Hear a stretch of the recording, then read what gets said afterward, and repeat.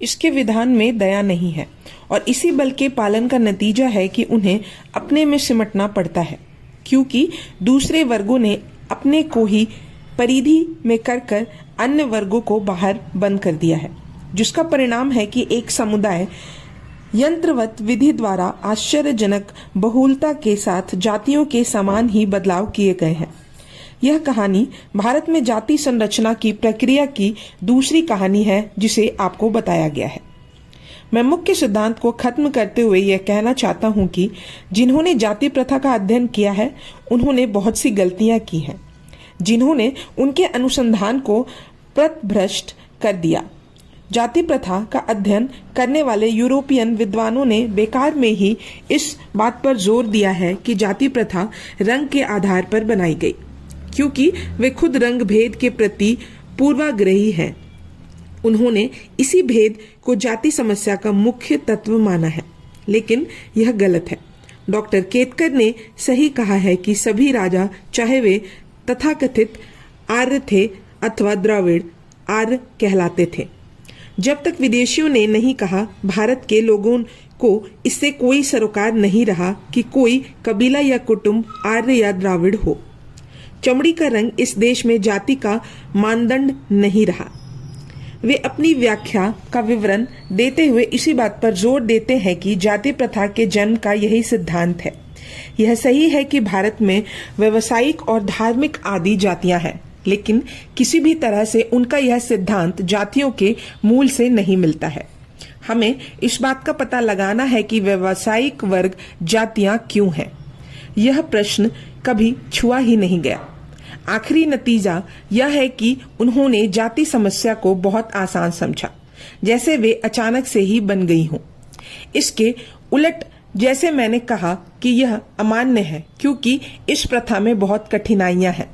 इस बात में सच्चाई है कि जाति प्रथा की जड़ें अस्थायी हैं, लेकिन अस्थाओं के जाति संरचना में योगदान के पहले ही ये मौजूद थी और दृढ़ हो चुकी थी।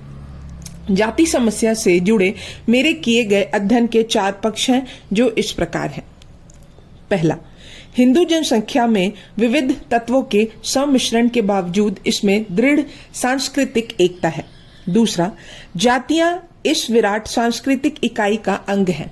तीसरा, शुरू में केवल एक ही जाति थी। चौथा, इन्हीं वर्गों में देखा देखी या बहिष्कार से विभिन्न जातियां बन गई। भारत में इस समय जाति समस्या ने एक ऐसा दिलचस्प मोड़ ले लिया है जिसमें इस आपाकृतिक विधान को तिलांजलि देने के लिए अलग अलग स्तर पर प्रयास किए जा रहे हैं। सुधार कार्य से जुड़े हुए ये प्रयास जातियों के मूल से जुड़े हुए विवादों से उत्पन्न हुए हैं कि क्या यह प्रथा ऊंचे स्तर के आदेशों से हुआ है, विशिष्ट परिस्थितियों में मानव समाज के सहज विकास का प्रतिफल है। जो व्यक्ति बात के विचार के पक्ष में है, मुझे उनसे उम्मीद है कि उन्हें इस प्रबंध से कुछ विचार सामग्री मिलेगी।